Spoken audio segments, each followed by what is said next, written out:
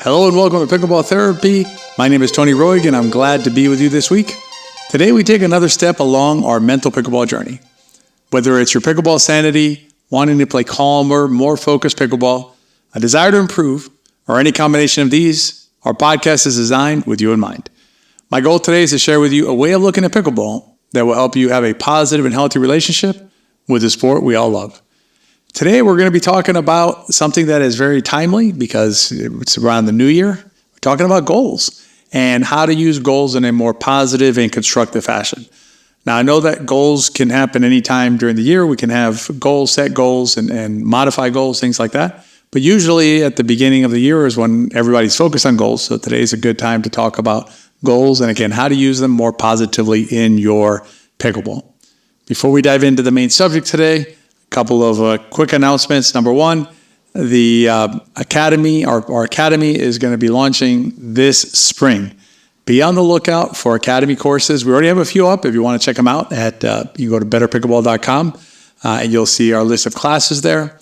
We have Unforced Errors class. That's a really good class. Got a lot of good feedback on that one and on our partner play class. We had versions of that class last year during Black Friday, and we now have them in a full course inside our Better Pickleball Academy, so make sure you check those out. And if you're in the need for shoes, I know the new year, hopefully you got some shoes for Christmas, but if you didn't, our friends at Tyrol have some new shoes that just came out, the Smash shoes. I'm still waiting to try them, but I can tell you that the ones that I use, the Bali Drive, and I forget the name of the other one right now, but the Tyrol shoes that I use are excellent shoes, and I'm sure the Smash is no different. And if you want to check those out, I'll put a link in the show notes to get you a discount. It's also an affiliate code that helps support our podcast. And as we get into the podcast, if you have a minute to rate and review the podcast, we certainly appreciate that. It's helpful to other players like you who may benefit from the content of this podcast. They'll have a higher chance of coming across this information if it's been rated and reviewed by other listeners such as yourself. All right, let's dive into goals in depth and talk about goals and how to use them constructively, how to use them in a more healthy fashion. Now, there's nothing wrong with having goals. Goals are a fine thing. The problem that can arise sometimes as pickleball players is in how we frame out our goals, and there's ways to framing out goals that can lead us to frustration. So what we want to do first is let's talk about how we frame our goals. You know, we always talk about framework and framing in both in our podcast as well as in our teachings in our Better Pickleball Academy as well as the pickleball system.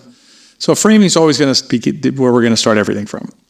And so what we got to do is we got to start talking about how we're going to define our goal. That's really important because when we set a goal, what we're trying to do is measure against it, right? The reason to set a goal is to say, okay, did I accomplish a goal or not accomplish a goal? Otherwise, the goal is irrelevant. So how we define the goal is going to be key to whether it works for us and whether it helps us avoid potential problems later down the line. And the key here is to understand the difference between long-term goals and short-term goals, because we need to keep those two separate and avoid confusion between them, because each operates in a very different sphere. Short-term goals are about the now. They're finite. They have a finite measurement to them and a finite time to them. Example, I want to be able to hit 20 dinks in a row without making a mistake, right? Without missing a shot. That is a short-term goal that can be measured. I can take steps to accomplish it, and I can know when I have reached that goal. If I reach that goal, I'll know, okay, now I'm ready to, I'm able to hit 20 dinks in a row without missing it. Long-term goals are different. Because long-term goals are about always. Remember, short-term goals are about now. They're finite. Long-term goals are about the always. They're infinite, right? They're just something that sticks with us during our pickleball journeys or pickleball careers, if you want to call it that. There are things like I want to become a better player. I want the respect of my peers, of my other players at the courts. I want to improve as a pickleball player. Those are infinite kind of goals. Those are goals that have no real finish line to them. You can measure steps along the way, sure, right? You can set up short-term or medium-term, if you prefer, goals along the way, but you can't really measure the entire thing by becoming a better player because there's no finished product to measure, right? As long as you're alive and want to play pickleball and grow, then you're going to always have something to work towards. So there's never a finish line that you get to and say, you know what, I have arrived, I'm done in this long-term goal of becoming an improved player or a better player, as an example. At best, what you can tell is that today, I'm more proficient than I was yesterday. And tomorrow, hopefully I'll understand the game a little bit better than I do today.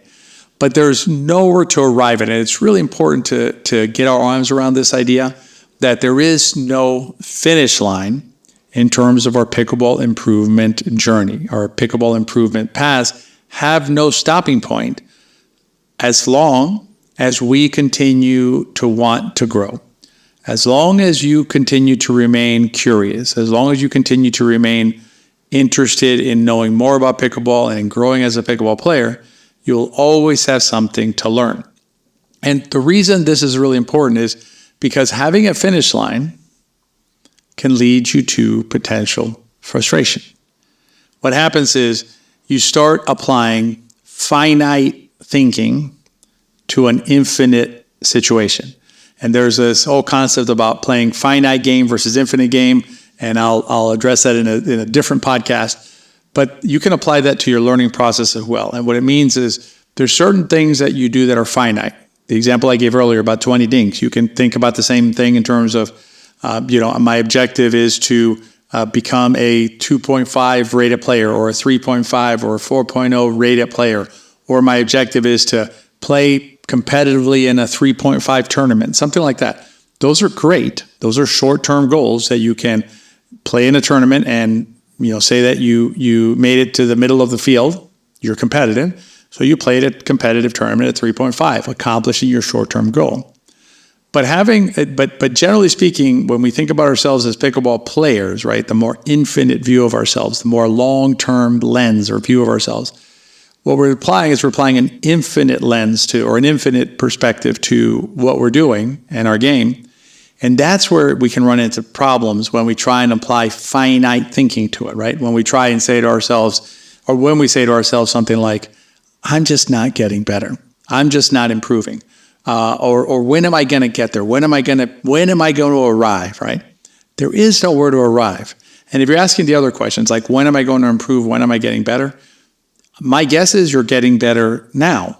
If you're doing anything positively towards your game, including listening to this podcast, you're taking a positive step forward in your game. You are better than you would have been had you not done it.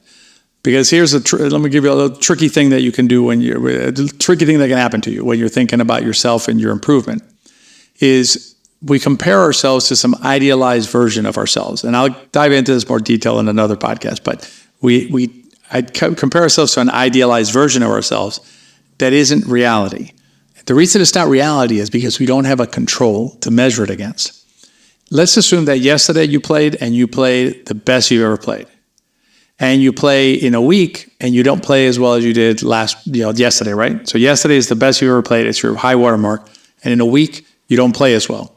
What you're going to do is you may say to yourself, you know what? I'm not improving as something's happened.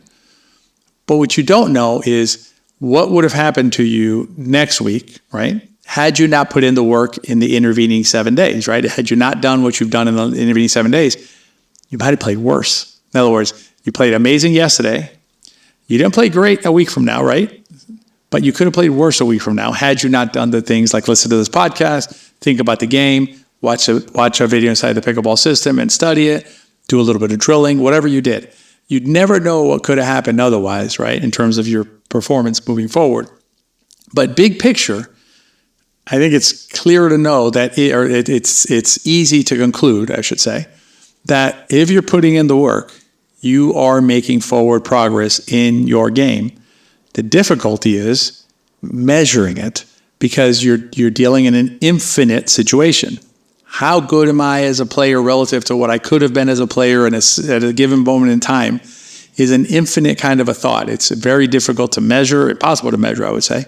And so you want to keep in mind when you're thinking about yourself, big picture, in terms of your game, that you're playing the infinite game, right? You're in an infinite situation that is not capable of measurement.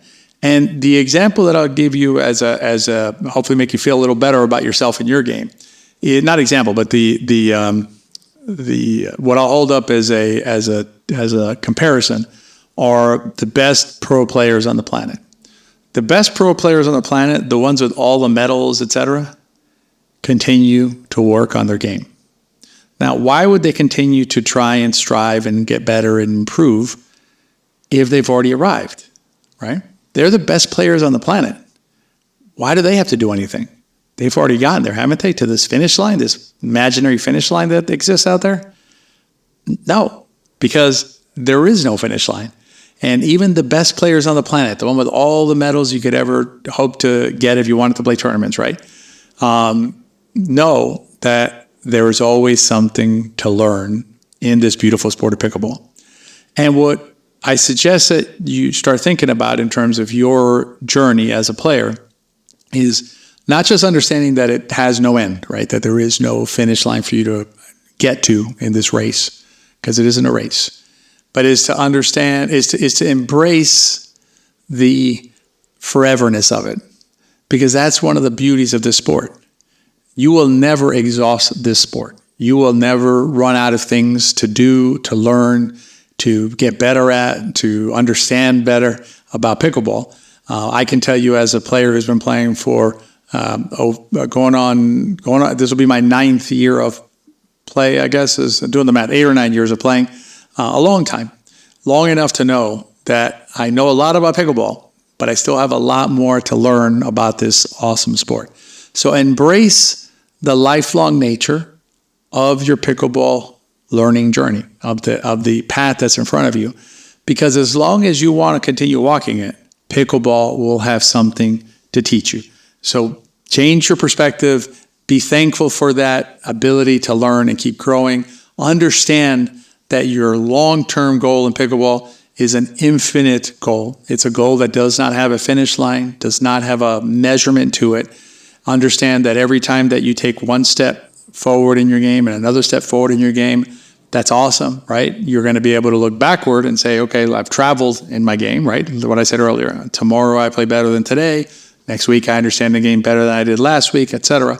So you make forward progress in your game, but there's not somewhere to get to. So don't think that you're behind. Don't think that you're behind schedule, anything like that, because there's always going to be somewhere else to move in your pickleball game. By keeping this kind of perspective on your goals and your goal setting and your measurement of your goals, you'll be able to avoid potential frustration and potential stress with yourself about not doing the things or not getting to the places that somehow we think we should get to, applying a finite framing, which doesn't apply to an infinite situation. So, this understanding, this step in your process is another improvement in your mental pickleball journey. As we walk this mental pickleball journey together, this is another step along that process. Now, if you ever feel like you've strayed from the path that we've embarked upon, right, this mental journey process, or if you need a little pep talk, we're going to be here for you. These podcasts are designed to be here for you. We'll continue to produce these podcasts for you. But also remember that you can go back to a prior podcast or this one and listen to it again to get that lift that you need in your game to refocus you on your mental journey. And as always, if you know a player who could benefit from joining us along our mental journey path together, share this podcast with them. Remember, if you find the podcast useful, they probably will too. Keep enjoying the gift that is pickleball, and I'll see you next time.